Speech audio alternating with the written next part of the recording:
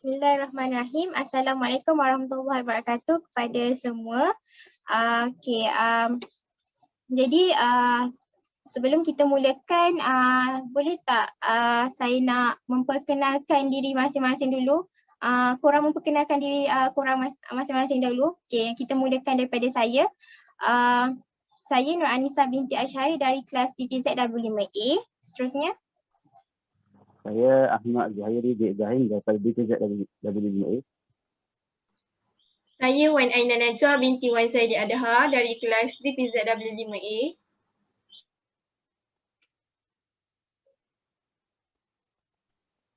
Saya Nur Amira Batrisha binti Zulkarnain dari kelas Saya Nur Najatul Amira.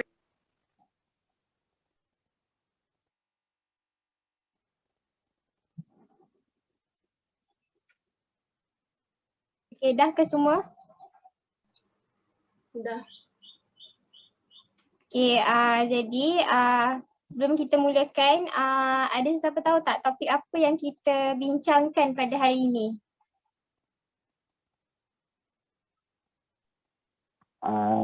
Bab munakahat, perkara perkahwinan, dalam perkahwinan. Pertunangan. Pemilihan jodoh. Okey, yes, betul. Itu semua dikategorikan sebagai perkahwinan. Okey, terima kasih jugalah sebab dah luangkan masa kita untuk perbincangan ni. Okey, kita dah boleh mulakan. Okey, perkahwinan. Perkahwinan ni dia macam satu proses sebelum kita ke alam perkahwinan. Okey, di mana memilih jodoh dan peminangan. Okey, di sini dalam Islam pun Allah dah bagi tahu, dia dah cipta makhluknya dengan berpasangan, termasuklah manusia, di mana manusia dari Adam alaihissalam. Manakala Allah juga Allah SAW juga dah mencipta daripadanya Siti Hawa alaihissalam menjadikan berpasangan suami isteri, sehinggalah lahirlah keturunan yang ramai terdiri dari lelaki dan perempuan. Jadi kat sini kedua berlainan jantina ni dia penting tau. Sebab apa? Dia boleh di mana dia memerlukan di antara satu sama lain. Okey, dia berkongsi hidup macam itu. Dalam Islam dia dah bagi satu garis panduan bagaimana untuk memilih calon suami dan calon isteri bermula pertunangan sehinggalah ke alam perkahwinan. Jadi memilih pasangan tu ciri-ciri dia macam mana kita kena tahu, tu penting. Okey, jadi asas yang kita perlu pertimbangkan dalam pemilihan lelaki sebagai pasangan hidup kita. Okey, di mana lelaki yang perlu kita utamakan, semestinya lah kita kena pilih lelaki yang berpegang teguh dengan ajaran Islam, prinsip Islam. Itu salah satunya, itu yang utamalah. Okey, di mana dalam firman Allah Ta'ala dalam surah An-Nisa ayat 34 yang mengatakan bahawa kaum lelaki ni adalah pemimpin dan pengawal yang bertanggungjawab terhadap kaum perempuan. Oleh kerana Allah telah melebihkan orang lelaki dengan beberapa keistimewaan atas orang-orang perempuan, dan juga kerana orang lelaki ni dia telah membelanjakan, iaitu memberi nafkah sebahagian dari harta mereka. Jadi jelas bahawa kat sini yang suami ini dia berhak, dia ada kuasa terhadap isteri. Di mana isteri hanya membantu suami dalam urusan rumah tangga. So kat sini dalam live discussion kita ni ada seorang kan lelaki. So saja nak bagi tahu sebagai kaum lelaki dah boleh dah bersedia lah, perlulah bersedia dari sekarang untuk melengkapkan diri dan mencari ataupun mempelajari lagi ilmu Islam sebanyak mungkin untuk persediaan pada masa yang akan datang nanti. Okey, untuk kaum wanita iaitu kita. Okey, dah boleh faham kat sini dalam pemilihan calon, di mana bukan lelaki yang kacak je tau kita kena pilih. Lelaki yang tahu dalam selok-belok agama yang sememangnya layak untuk jadi pasangan hidup kita pada suatu hari nanti. So sebelum tu ada siapa yang nak tanya soalan ke, ada yang tak faham ke? Assalamualaikum warahmatullahi wabarakatuh. Saya ada satu soalan kepada Anissa, iaitu kenapa kenapa Islam lebih mengutamakan lelaki yang beragama untuk dijadikan calon suami? Okey, soalan yang baik. Okey, mengapa Islam dia utamakan lelaki yang beragama sebagai pasangan hidup ni? Okey, salah satunya bila kita pilih lelaki yang beragama dalam pasangan hidup kita ni, semestinya dia akan ada akidah yang sempurna dan kefahaman agama yang kukuh serta praktikal, di mana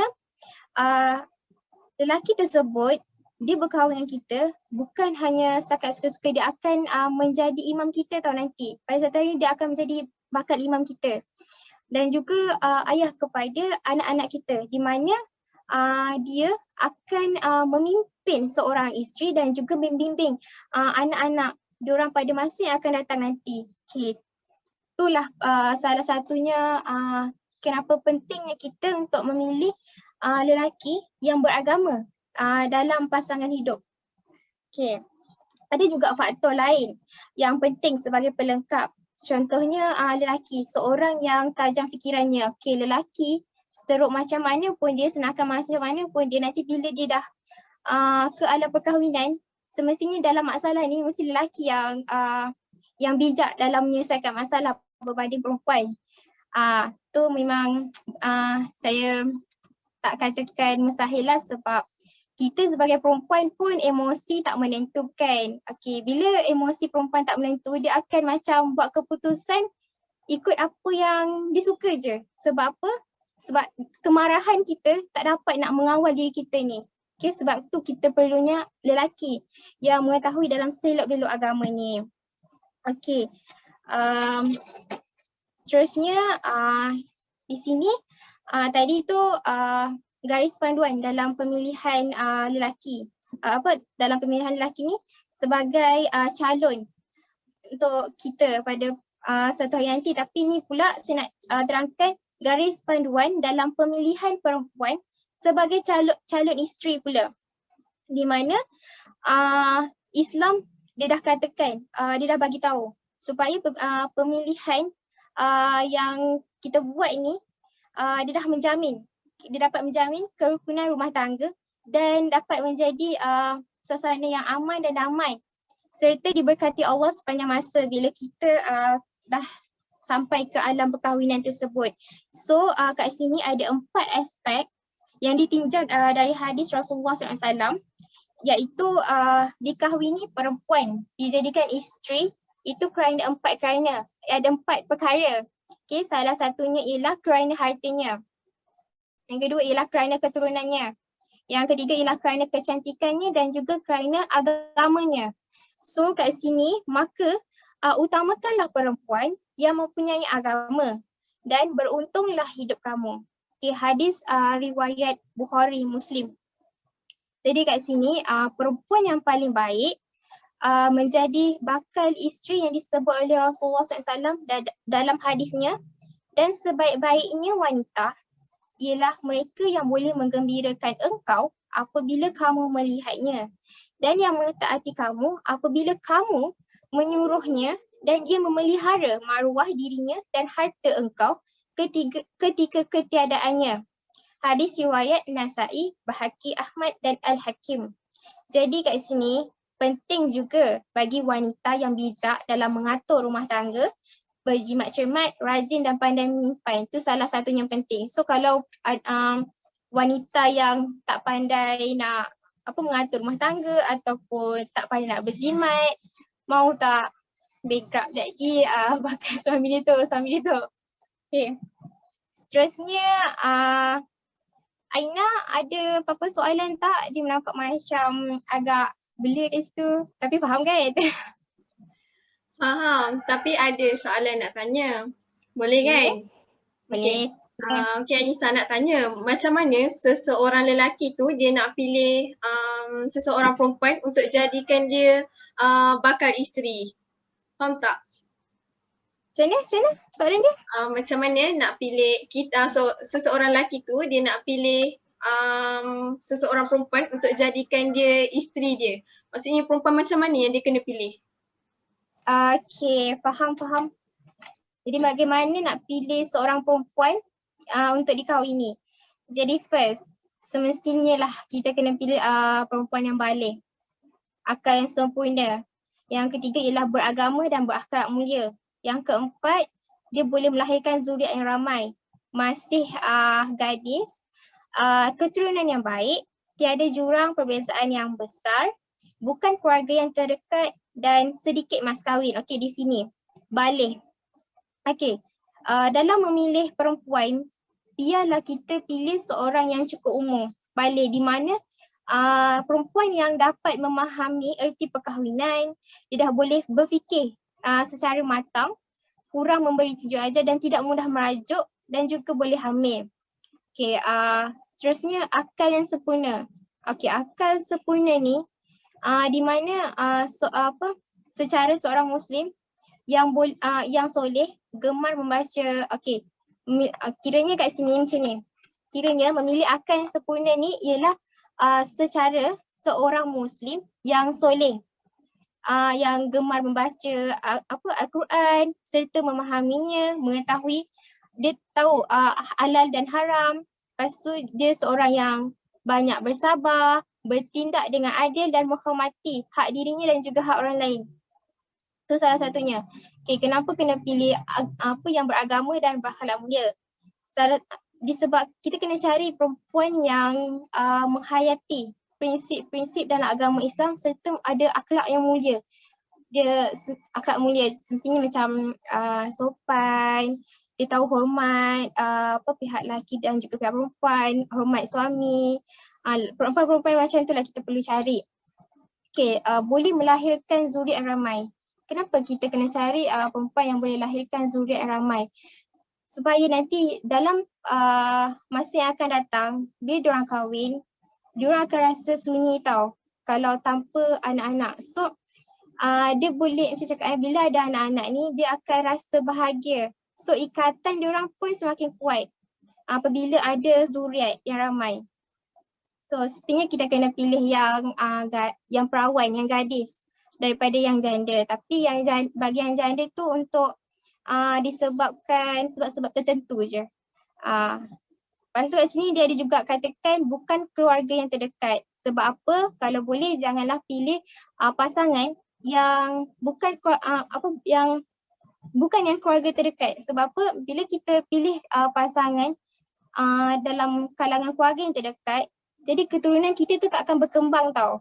So kita kena pilih yang bukan terdekat. So kita punya keturunan apa semua dia akan semakin berkembang. Macam tu.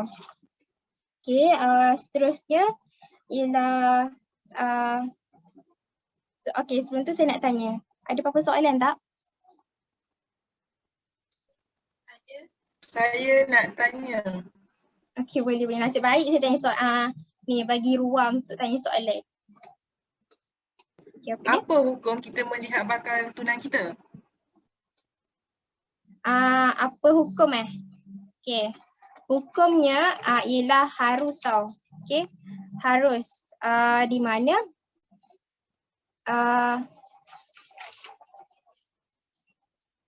okay, di mana okay, kenapa kita okay, apa soalan kenapa kita apa hukum Apa hukum melihat bakal tunang? melihat bakal tunang? Semestinya bakal tunang perempuan lah kan.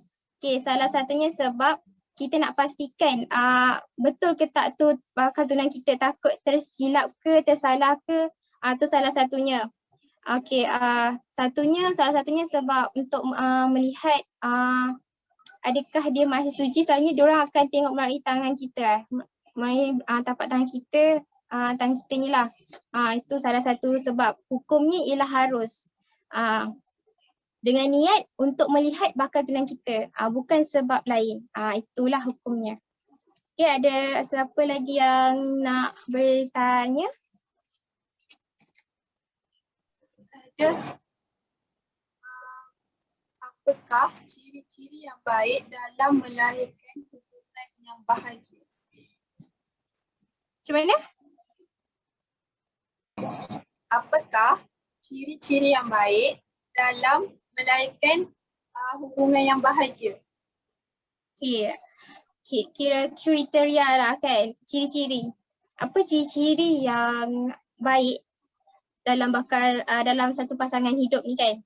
Salah satunya ialah semestinya macam apa yang saya kata tadi, berpegang teguh kepada agama dan berakhlak mulia. Yang kedua ialah keturunan yang baik.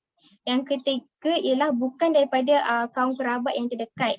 Yang keempat ialah sekufu, iaitu ada persamaan di antara suami dan juga isteri. Jangan langsung tak ada persamaan macam tu. Sebab bila tak ada persamaan langsung dalam sesuatu hubungan ni, dia dapat merosakkan keharmonian rumah tangga ni. Okay, seterusnya sebaik-baiknya seseorang yang belum berkahwin. Maksudnya di sini kita perlulah cari orang yang betul-betul yang belum berkahwin. Maksudnya janganlah cari yang dah kahwin. Maksudnya saya lelaki lah kan, dia kahwin yang janda. Sebab apa? Janda ni kan dia dah saya cakap dah merasa garam dulu sebelum kita macam tu. Jadi seelok-eloknya lah cari yang belum berkahwin, tu maksud saya. Tapi kalau dah jodoh dengan yang janda nak macam mana kan? Okey. Jadi Janda pun janda. Okey, grow. Okey, boleh teruskan dengan sesi yang seterusnya. Zuhairi ke Aina yang akan teruskan? Yang boleh teruskan? Saya rasa itu saya. Itu cue untuk saya mula tu. Baiklah, terima kasih kepada Nur Anissa. Saya Ahmad Zuhairi bin Ibrahim akan masuk kepada peminangan ataupun dalam bahasa Arabnya dipanggil ketok. Apa maksud peminangan? Okey, baiklah. Peminangan ini adalah satu permintaan ataupun pertanyaan bagi lelaki kepada seorang kaum wanita untuk melontarkan hasratnya untuk menjadikan wanita tersebut sebagai isteri dia. Hukum peminangan ini adalah tidak wajib, tetapi sebab dia bukannya dikatakan sebagai syarat sah untuk dalam perkahwinan, tetapi dia diambil berat kerana untuk mengelakkan daripada berlakunya aib. Sebab kita ni sebagai orang Melayu, kalau tahu je dah kahwin, mesti dah fikir ni kenapa dekat tiba-tiba tak tahu cerita apa, kahwin apa guys. Di situ timbul fitnah.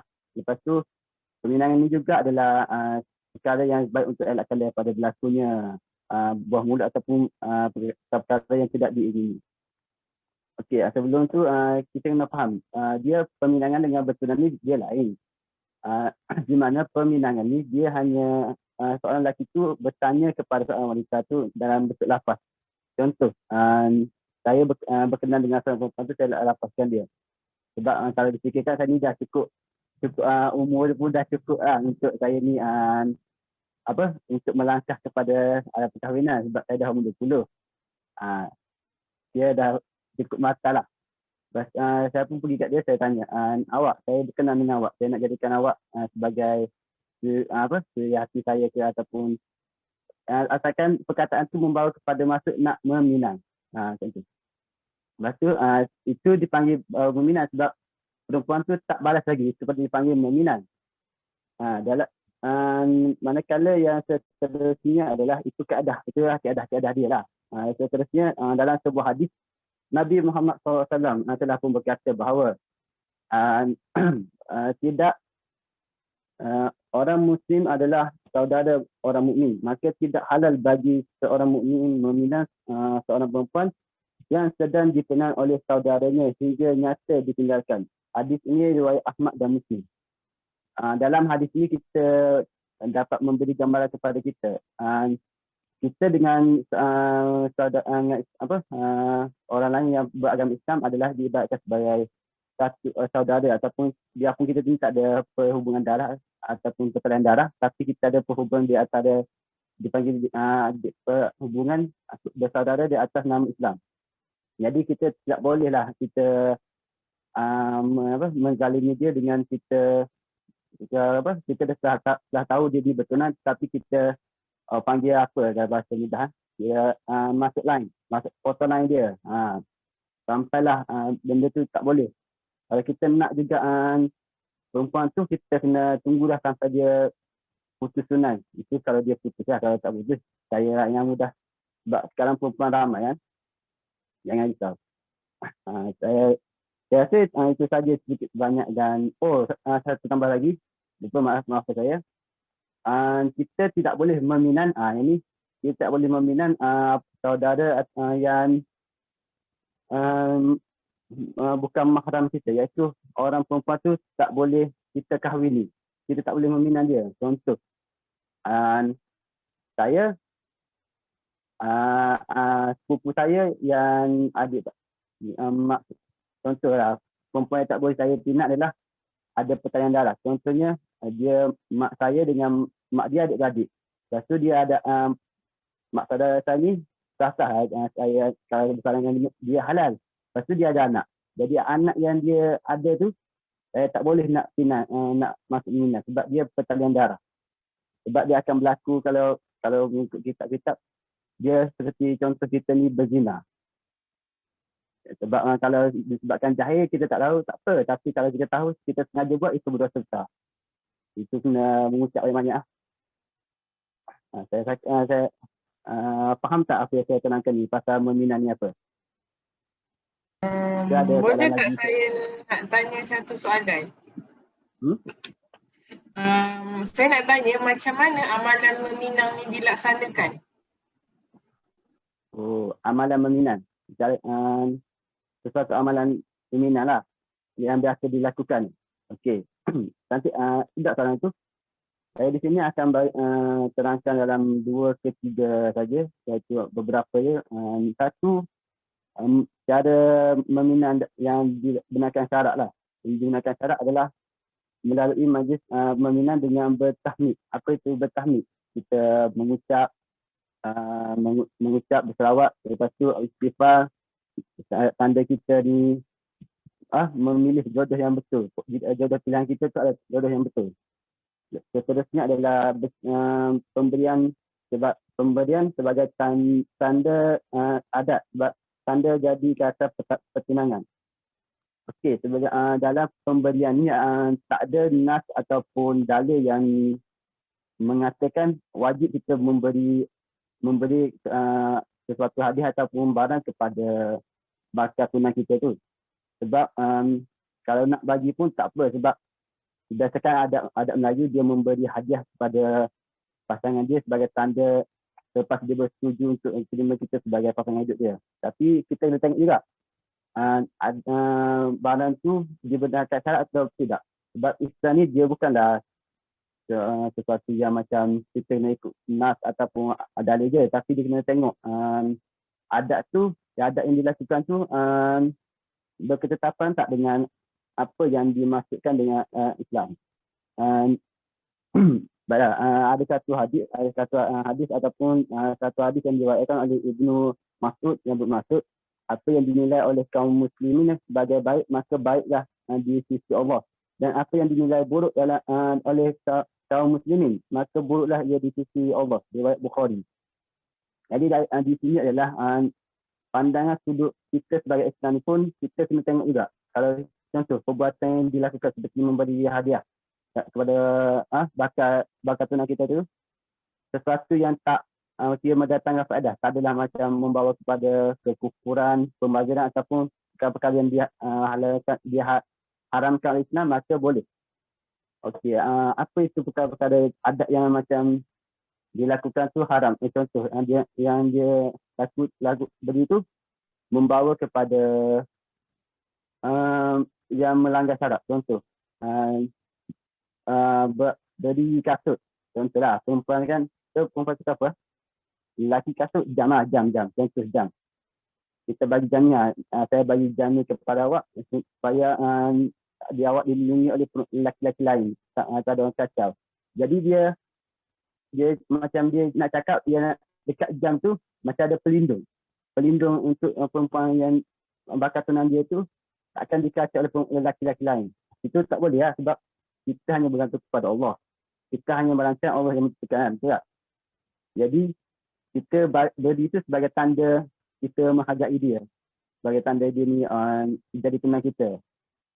Itulah, tak ada macam contoh membawa masuk sebagai melindung apa, sebab dia pun dah besar kan, dia faham lah, sebab dia tak tahulah dia teman kita, dia akan lebih terfikir lah, akan lakukan macam tu.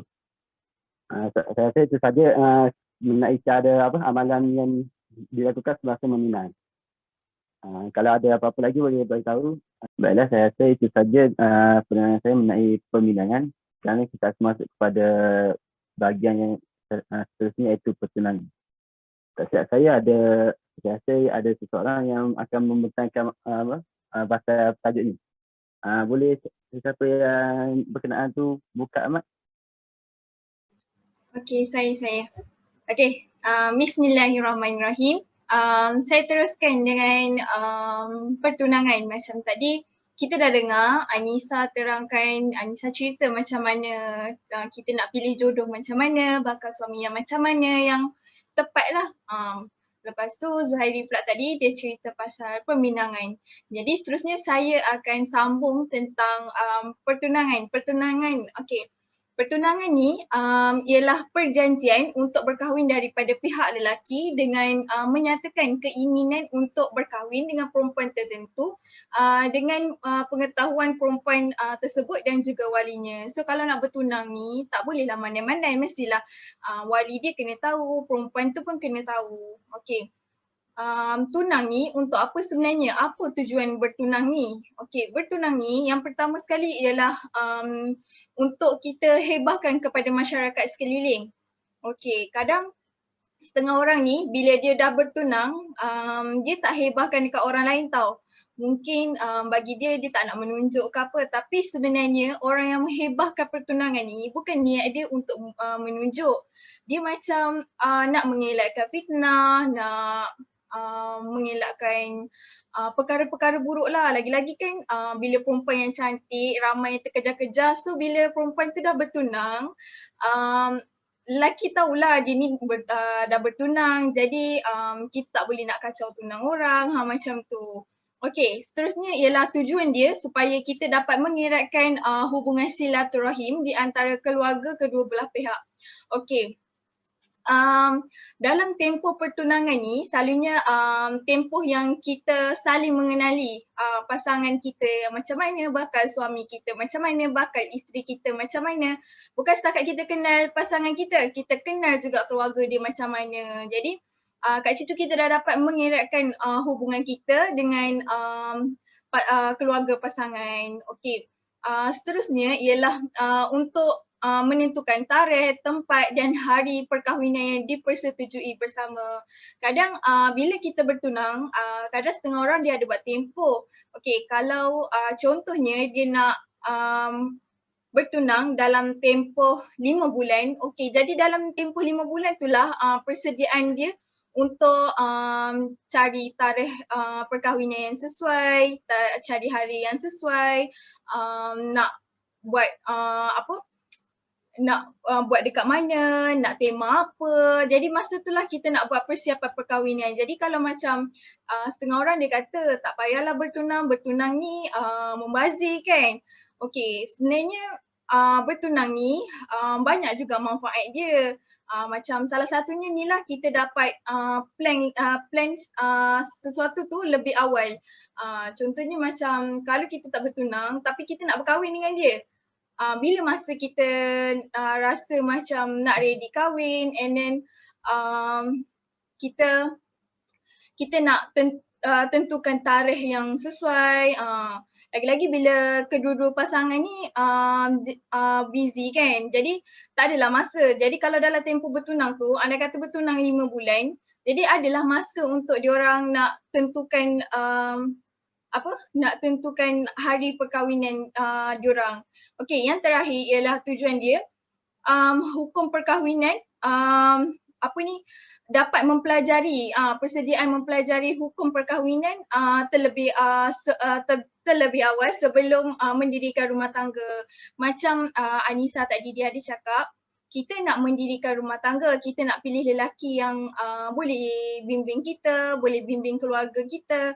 Jadi kalau kita dalam tempoh bertunang, masa itulah kita rasa, kalau kita rasa okay, kita punya ilmu tak perfect, masa itulah kita boleh belajar, kita boleh buat persiapan dari awal dan sebagainya lah. Sebab lagi-lagi lelaki ni dia akan bimbing isteri dia, one day akan bimbing anak-anak dia. Okay, so setakat ni semua faham tak? Ada apa-apa persoalan? Alhamdulillah faham, tapi saya nak tanya mengenai dalam pertunangan ni ada hantaran kan? So apa makna hantaran tu semua? Okey, terima kasih Anissa. Okey, hantaran ni hantaran pertunangan kan. Biasanya kalau orang yang tak tahu lebih lanjut pertunangan ni, dia ingat pertunangan ni sekadar biasa je lah kan. Tapi sebenarnya pertunangan ni pun ada hantaran dia, hantaran dalam pertunangan. Hantaran pertunangan ni bermaksud membawa hantaran pertunangan tu harus selagi benda tersebut bernilai dan membawa faedah. Contohnya macam kalau contohnya macam-macam barang hantaran sekarang kan. Contohnya kain pasang dan sebagainya lah kan. Okey, kalau dari segi mazhab Hanafi, dia kata kan hantaran tunangan ni adalah hibah. Yang kita dah pernah belajar sebelum ni, hibah ni adalah hadiah. Okey, pemberi boleh ambil semula kecuali barang tu dah pakai, rosak, hilang dan sebagainya, maka pihak lelaki tak berhak nak ambil balik. Macam saya kata tadi, contoh hantaran pertunangan ni adalah kain pasang kain. Okey, kalau kain pasang yang dia bagi tu untuk hantaran pertunangan tu tapi kain pasang tu dah pakai ataupun dah koyak ke dan sebagainya, pihak lelaki tak berhak nak minta balik. Itu dari segi mazhab Hanafi.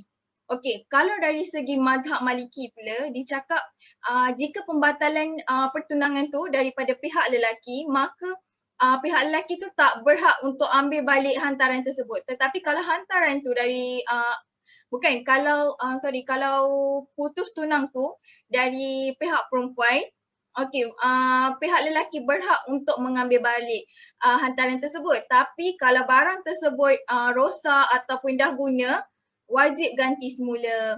Okey, itu dari segi mazhab Maliki. Kalau mazhab Syafi'i pula, dia cakap tidak berhak bagi pihak lelaki ambil kembali barang hantaran sama ada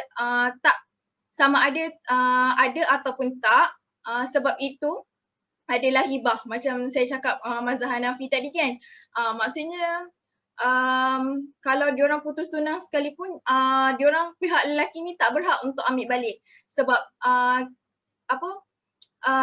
dia kata hantaran tersebut tu adalah hibah. Yelah macam kita bagi hadiah dekat orang, takkanlah bila kita gaduh kita nak ambil balik kan, seumpama macam tu.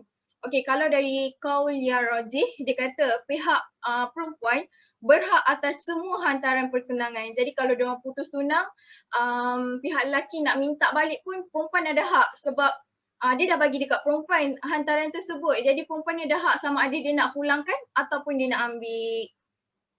Okey, faham kan Anissa? Okey, kalau faham, saya teruskan dengan etika. Etika dalam pergaulan semasa ikatan pertunangan. Okey.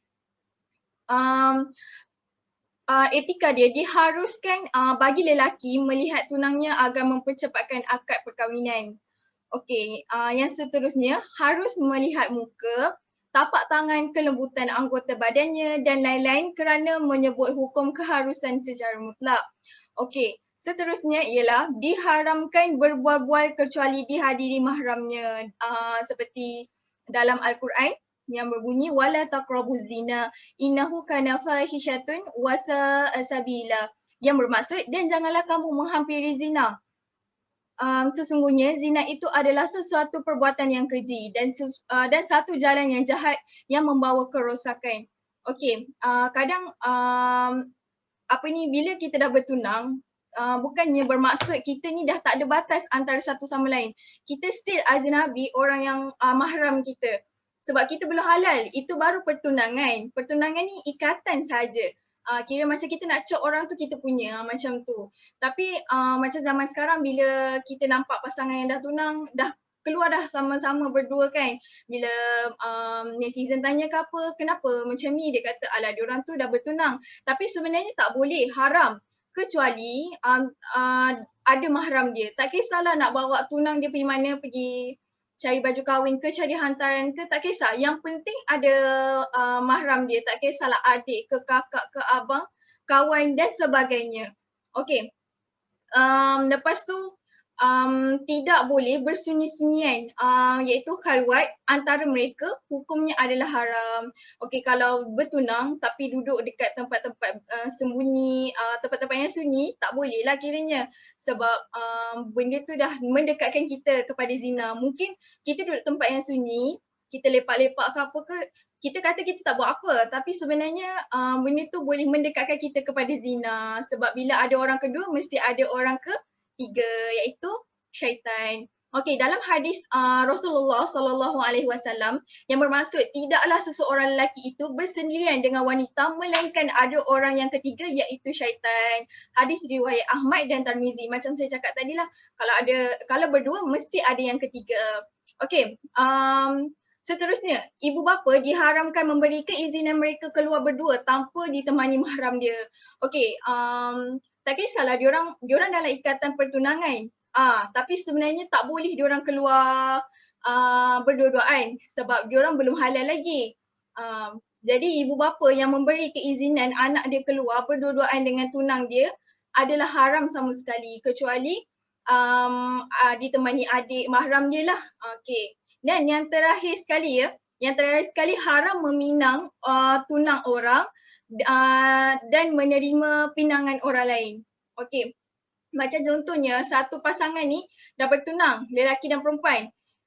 Lepas tu ada seorang lagi lelaki, mungkin dia tak tahu yang perempuan tu dah jadi tunang orang, jadi lelaki tu hantar rombongan meminang. Kalau tak tahu tak apa, kalau dah tahu mungkin sebab dia memang suka dekat perempuan tu ke macam mana, dia sengaja hantar meminang tu, hantar rombongan meminang, mungkin dengan cara macam tu perempuan tu boleh terima dia. Sebenarnya haram tau buat macam tu sebab kita dah tahu perempuan tu tunang orang, dan perempuan tu juga haram untuk terima lelaki lain pinangan lelaki tersebut, tak boleh. Setakat ni semua faham kan, itu adalah etika sebersedikit lah pasal pertunangan. Faham ya? Okey. Faham. Kalau macam tu saya teruskanlah dengan yang lain. Terima kasih atas penerangan yang telah diberikan oleh kawan saya. Seterusnya kita akan masuk kepada persoalan semasa tentang pra-perkahwinan. Okey, kat sini saya akan terangkan persoalan semasa pra-perkahwinan iaitu tentang putus pertunangan. Seperti yang kita tahu, pertunangan ini merupakan satu ikatan ataupun satu perjanjian antara pasangan dia dengan pasangan dia lah. Selain itu dia juga dikenali sebagai perjanjian pertunangan dan diharapkan suatu masa nanti bakal disatukan. Okey, selain itu perjanjian pertunangan ni dia tidak boleh dilakukan dengan sengaja atau paksaan kerana mungkin pertunangan itu akan diakhiri dengan putus pertunangan. Maksudnya kita tak boleh nak buat pertunangan tu macam pasangan tu paksa pasangan tu jom kita tunang, tak boleh. Dia kena dengan kerelaan hati mereka berdua lah. Okey. Seterusnya kat sini saya akan tambah perkara yang harus kita lakukan semasa pertunangan dan tidak harus dilakukan semasa bertunang. Okey, pertama saya akan terangkan tentang perkara yang harus kita lakukan semasa bertunang. Yang pertama, kita tidak boleh mengambil sebarang apa-apa tindakan ketika bertunangan sebab ia hanya merupakan satu ikatan semata-mata untuk perkahwinan saja. Yang kedua, mengambil balik mas kahwin. Maksudnya macam antara lelaki bagikan perempuan, perempuan tu boleh ambil hantaran tersebut lah. Yang ketiga, mengambil balik hantaran. Maksudnya macam tadi mas kahwin. Mas kahwin tu maksudnya macam kita bagi cincin ke apa ke, kalau hantaran ni semasa kita bagi hadiah macam Aina terangkan tadilah, macam hadiah kita bagi kat pihak sana. Yang keempat, meminta ganti rugi persiapan. Okey, seterusnya saya akan terangkan perkara tidak harus dilakukan semasa bertunang. Yang pertama, paksa meneruskan perkahwinan. Maksudnya waktu pertunangan kita tidak boleh paksa pasangan kita terus berkahwin pada tu juga. Maksudnya macam kita tahu pertunangan ni kan macam kita mengambil masa untuk mengenali pasangan kita. Yang seterusnya, pulangkan mas kahwin. Yang ketiga, pulangkan sebahagian hantaran. Maksudnya dipulangkan sebahagian hantaran tu tak boleh ya. Yang keempat, tidak mahu membayar ganti rugi. Maksudnya macam berlaku sesuatu tu diorang tak nak ganti rugi. Itu tak boleh jadi macam Aina terangkan tadi, macam kita buat kita kena ganti rugi juga benda tu kan. Okey, yang kelima, memutuskan silaturahim. Maksudnya kalau berlaku putus pertunangan, kita tidak bolehlah nak putuskan silaturahim dengan keluarga sana kan. Tak baik kan. Okey, itu sekian saja daripada saya. Seterusnya saya nak tanya Amira. Boleh tak Amira nyatakan batas pergaulan dan adat semasa bertunang? Boleh. Tapi sebelum saya terangkan batas pergaulan dengan adat bertunang, saya nak kongsikan dengan korang tentang satu tazkirah dari Ustaz Azhar Idrus. Saya tak sure sama ada apa yang tazkirah Ustaz Azhar Idrus tu cakap betul atau salah. Dia cakap macam ni. Dia cakap macam Zuhairi cakap tadi, bahagian meminang. Contoh lelaki tu macam ni. Saya nak awak jadi isteri saya. Itu meminang. Kenapa saya kata Ustaz Azhar Idrus macam tu? Sebab dia berkait dengan bertunang. So bertunang ni tak semestinya korang tahu tunang kena ada cincin.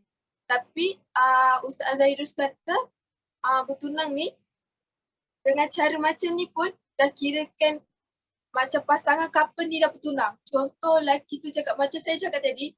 Lepas tu perempuan tu cakap saya setuju awak jadi pendamping saya. Tu dah dikira diorang dua ni bertunang. So maksudnya kat situ masyarakat kat luar sana apa yang saya tahulah. Mestilah ramai pasangan couple ni cakap saya nak awak jadi isteri saya. Lepas tu perempuan tu pula cakap saya setuju awak jadi suami saya. So mestilah kat ramai tu pun dah ramai bertunang tanpa pengetahuan ibu bapa mereka. Saya teruskan tentang batas pergaulan dengan adat semasa bertunang. Okay. Hubungan dalam bertunang, pertunangan merupakan mukadimah pada perkahwinan. Diharuskan bagi orang Islam, bagi pihak lelaki ataupun perempuan untuk melihat pasangan mereka dan mengenal antara satu sama lain. Yang kedua pula, macam setengah orang kalau bertunang dia ada tempoh-tempoh dia. Macam ada yang 5 bulan, ada yang 2 bulan, ada yang 3 bulan ataupun setahun. Ada yang ambil masa lama untuk dengan tempoh bertunang yang diorang ambil ni, diorang boleh merapatkan silaturahim antara keluarga lelaki dengan keluarga perempuan untuk mengenal antara satu sama lain. Tetapi menurut Islam pula, pandangan Islam pula, bertunang, diorang ni menggalakkan tempoh bertunang tu disingkatkan untuk mengelakkan daripada fitnah orang masyarakat kat luar sana. Sebab kita banyak saya dengar macam diorang ada yang jenis tunang lama-lama, tapi diorang ni macam dah selalu keluar bersama. Lepas tu timbullah satu fitnah cakap ni macam ni lah, macam tu lah. So dalam Islam tu dah cakap dah, lebih baik singkatkan masa pertunangan mereka tu untuk mengelakkan dari fitnah orang masyarakat sekarang. Last saya akan terangkan tentang adab semasa bertunang. Adab semasa bertunang ni banyak saya jumpa, tapi saya akan terangkan 4 saja. Yang pertama, tidak berdua-duaan. Macam Aina cakap tadi, kalau nak keluar pergi beli barang kahwin ke apa-apa pun, diorang tak boleh keluar berdua-duaan sebab diorang ni bertunang je, bukannya diorang tu suami isteri yang sah lagi. So kalau diorang nak keluar, diorang perlu ada satu mahram yang boleh berfikir dan berakal untuk tahu mana yang baik, yang mana buruk. Yang kedua pula, yang tidak berduaan tu dia ada hadis. Macam Aina cakap tadi juga, iaitu Rasulullah SAW bersabda, tidaklah seorang lelaki itu bersendirian dengan wanita melainkan ada orang yang ketiga iaitu syaitan. Kita tengok, zaman sekarang ni ramai sangat orang tunang je, bawa tunang dia tu keluar. Tapi secara berduaan. Sebenarnya kalau nak keluar tu boleh, tapi dengan ada mahram yang berakal lah, yang tahu mana baik, mana buruk. Macam saya cakap tadi lah, bertunang je pun, bukannya korang jadi suami isteri yang sah lagi. So yang kedua pula, jangan bercakap dan bahas, jaga percakapan dan bahasa tubuh. Macam saya pernah dengar, ada je lah yang jenis tunang, dia baru je tunang. Lepas tu dia call tunang dia tu secara menggedik macam tu. Menggoda tunang dia tu. Yang perempuan, kalau yang lelaki pula, orang baru je tunang dia. So korang tak layak untuk nak buat benda yang tak baik kat tunang korang yang perempuan tu. So, kalau boleh dalam pertunangan ni janganlah yang perempuan jenis call tunang dia menggedik macam tu. Yang lelaki pula, ajak buat bukan-bukan lah. So jangan, jauhkan. Yang ketiga, menutup aurat. Kalau korang nak keluar dengan tunang korang tu, mestilah kena tutup aurat. Sebab kita Islam kan. Islam ada batas dia. Lepas tu aurat ni sampai mana. Yang terakhir, jangan berhubung tanpa ikatan sah terlampau lama. Macam saya cakap tadi, dalam Islam dia perlu singkatkan masa pertunangan korang tu agak jauh daripada fitnah orang masyarakat kat sekeliling. Lagi-lagi yang macam jenis duduk kampung, duduk flat, macam orang-orang macam ni kan jenis cepat sebarkan benda yang tak baik. Sedangkan diorang bertunang tapi ada juga mahram ikut, tapi diorang fikir bukan-bukan, faham tak? Masyarakat zaman sekarang terlampau kolot sangat fikiran diorang. Sampai kan diorang boleh fikir yang diorang ni bertunang sebab apa-apalah, macam contoh yang ada yang fikir tunang ni macam ni lah macam tu. So kalau ada apa-apa soalan tak nak tanya lagi?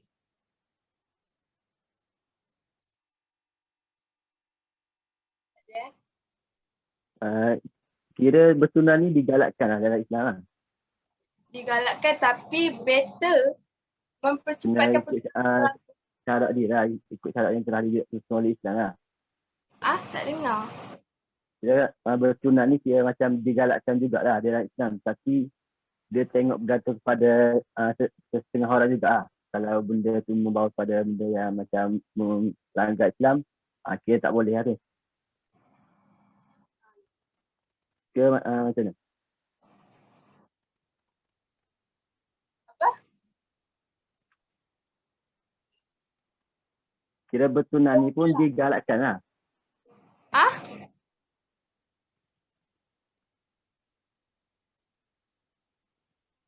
Kurang jelas, tak dengar. Kira dalam Islam ni pun, bertunang ni pun digalakkan juga dalam Islam. Tapi better tunang tu disingkatkanlah masa tu. Tak payahlah korang ambil masa yang lama sampai berbulan-bulan korang nak kenal pasangan korang tu. Memanglah kenal jodoh macam tunang korang tu baik. Tapi dalam Islam perlu disingkatkan masa tu. Janganlah ambil masa sampai nak bertahun-tahun, 6 bulan, 7 bulan, 1 tahun. Kan nanti kat situ kan macam-macam bawang kan banyak sekarang. So nanti orang fitnah kita pula. Better cepatkan lah. Ada lagi soalan? Setakat tu soalan saya. Tak apa. Nanti orang nak tanya lagi ya. Anissa? Nampak buka amat. Setakat ni saya faham. Ada lagi soalan?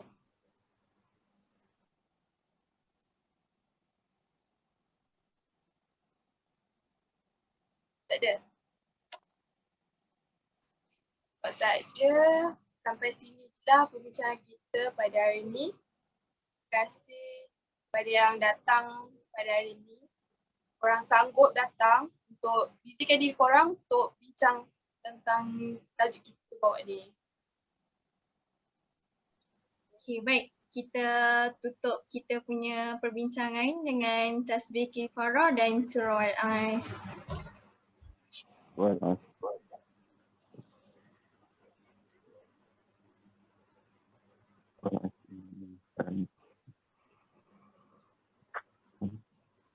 Okay, baik. Terima kasih.